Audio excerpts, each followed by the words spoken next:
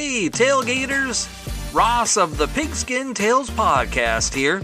Feel that summer heat? It's not just the sun, it's the thrill of upcoming college football season, stoking the coals.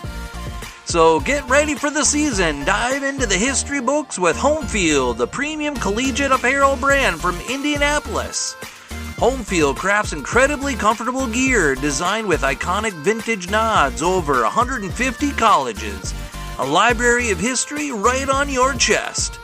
Homefield is the Indiana Jones of collegiate apparel, uncovering hidden gems from school archives. Unique mascots, logos, and even unforgettable moments frozen in time. Visit homefieldapparel.com and shop the archives. Homefield Apparel, where comfort, nostalgia, and the spirit of college football history unite. Again, that's homefieldapparel.com. June 19th, 1943, the National Football League declared that the Pittsburgh Steelers and the Philadelphia Eagles would combine into one season for a one-time temporary merger to help with manpower shortages during World War II. We take a look at this volatile combo in this edition, and it's coming up in just a moment. This is the Pigskin Daily History Dispatch, a podcast that covers the anniversaries of American football events throughout history on a day-to-day basis. Your host, Darren Hayes, is podcasting from America's North Shore to bring you the memories of the gridiron, one day at a time. So as we come out of the tunnel of the Sports History Network, let's take the field and go no huddle through the portal of positive gridiron history with pigskindispatch.com. This podcast is part of the Sports History Network, your headquarters for the yesteryear of your favorite sport. You can learn more at sportshistorynetwork.com.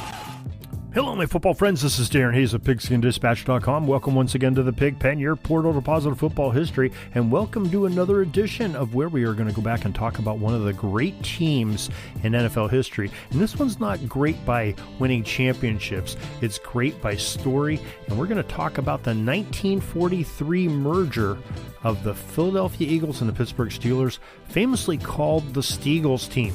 But before we get to that, let's make sure you're aware of our daily newsletter. Comes out each morning at 6:30 a.m. into your email inbox, and it is a delight because you get everything that's on Pigskin Dispatch for the day, everything on Jersey Dispatch. It is a true dispatch of sports history, and we have some great things also from the Sports History Network, as well as many of our podcasts, including Orville Mulligan Sports Writer and the new episodes that come out with that. So, it's easy to sign up for. Go to the show notes of this very podcast or the top of Pigskin Dispatch or JerseyDispatch.com, and you will be getting that email tomorrow morning if you sign up today.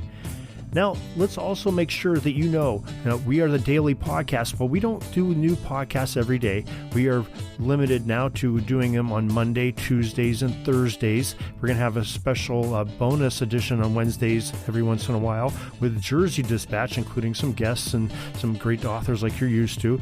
But normally, you can get a podcast each and every day pertinent to that day. We'll go back in our archives, and it is found on the front page of Pigskin Dispatch or in our newsletter. We'll get you connected right to that so you can enjoy the daily football history. Now let's get to that season of 1943. And on June 19th, 1943, the Pittsburgh Steelers and the Philadelphia Eagles officially merged to form the wartime Steagles team, as they're affectionately called. Now, this exciting chapter in NFL history was done to help the two franchises deal with workforce issues due to wartime America and World War II, all those men in Europe and in the Pacific Theater. Now, the NFL wanted to keep the games going for financial and for national morale issues, and the team's founders, Art Rooney and Burt Bell, they were good friends, and at times they'd even been business partners and in NFL franchises. They combined the coaching staffs. However, those were not as homogeneous as the ownership was being friends, because we had some interesting personalities there. Now, the Philadelphia Eagles were coached by a great coach named Greasy Neal, and the Steelers at the time were coached by a pretty good coach in his own right and player, Walt Kiesling. So if we go to an article from PhiladelphiaEagles.com on the website, it recants a 1974 interview with Steelers founder Art Rooney Sr. He said, quote, "It was done out of necessity. The war was going on, and most of the players were in the service. A lot of the coaches, too. We didn't have the manpower to field a team, and neither did the Eagles. But we thought we could make it work if we pooled our resources, end quote. Now, remarkably, in all the turmoil, the Philly-Pittsburgh merged squad ended with a respectable 5-4-1 record that season. This is the first winning season that the Eagles team had seen, and only the second for the Steelers in franchise history since both teams formed in 1943. The biggest issue was coaching.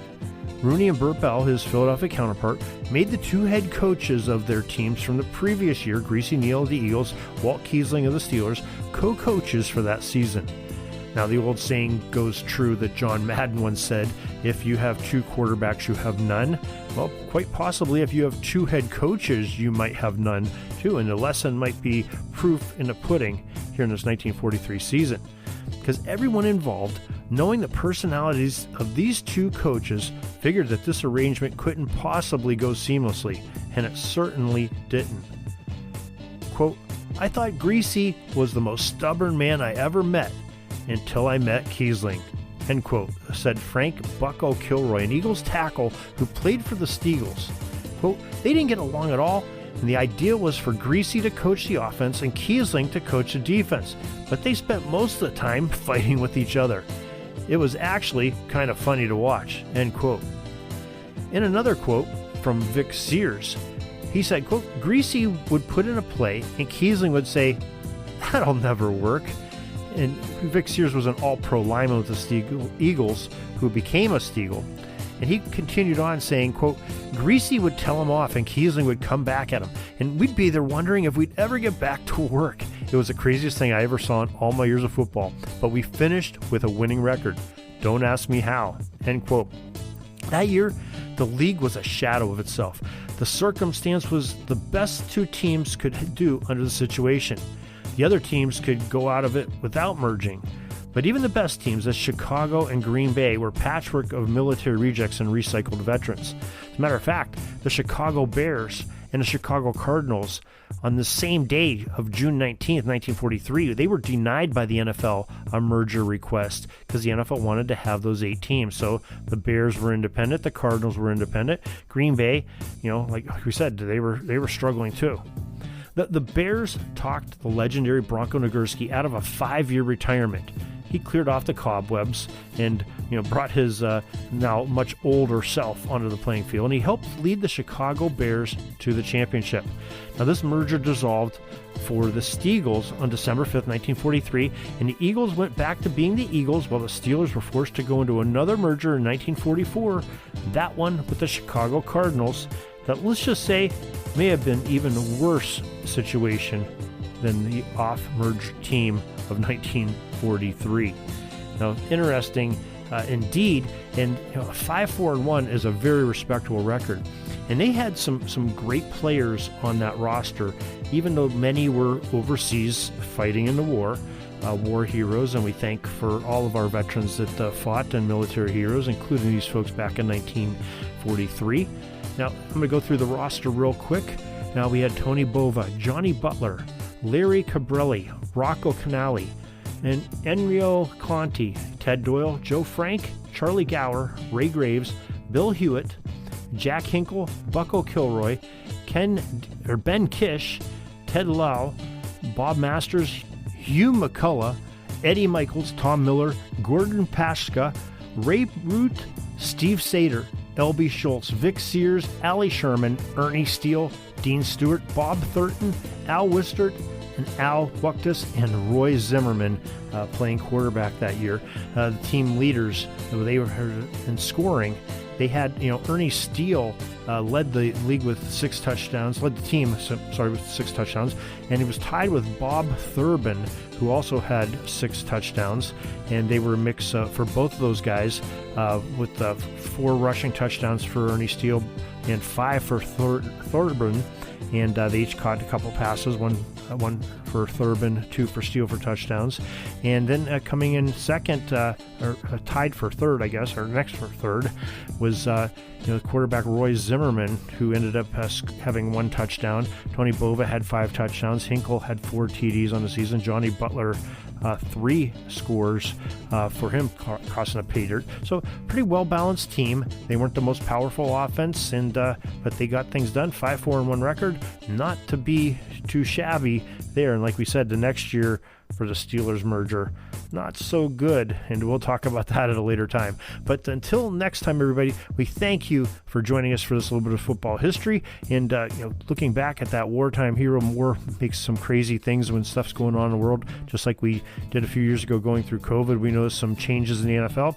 Well, they had to do some drastic measures in 1943 too, with a big war going on, and so much manpower being committed to that as heroes. So thank you again for joining us, and we hope you join us next time as we talk about some more great sports history and football history. And like we said, we are going Monday, Tuesday, Thursdays for sure, sometimes Wednesdays. So till next time, everybody, have a great Gridiron Day. That's all the football history we have today, folks. Join us back tomorrow for more of your football history. We invite you to check out our website, pigskindispatch.com, not only to see the daily football history, but to experience positive football with our many articles on the good people of the game, as well as our own football comic strip, Cleat Marks Comics.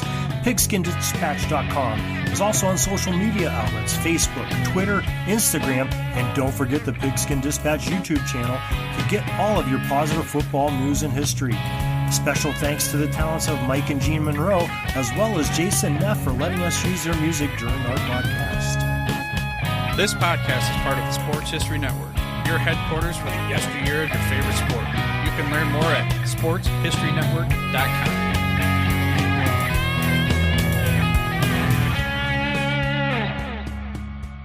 Hey there, sports history fan. This is Arnie Chapman, a.k.a. the Football History Dude, and I wanted to thank you for stopping by to listen to another episode here on the Sports History Network. Our podcasters are passionate about uncovering and sharing sports stories from yesteryear. And if you didn't know it already, we have over 30 shows across the network covering all sorts of sports history topics. In fact, here's a glimpse into one of our awesome podcasts here on the network. Each week, the official Football Learning Academy podcast will take you deep into the history of pro football through interviews with players, coaches, or administrators in the NFL, as well as interviews with Pro Football Hall of Fame selectors, authors, and historians.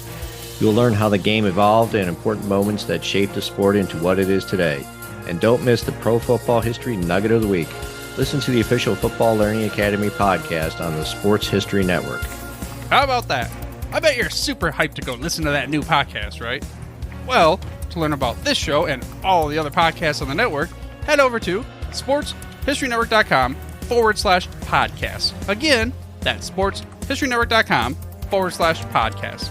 Head over there today to find your next favorite sports history podcast.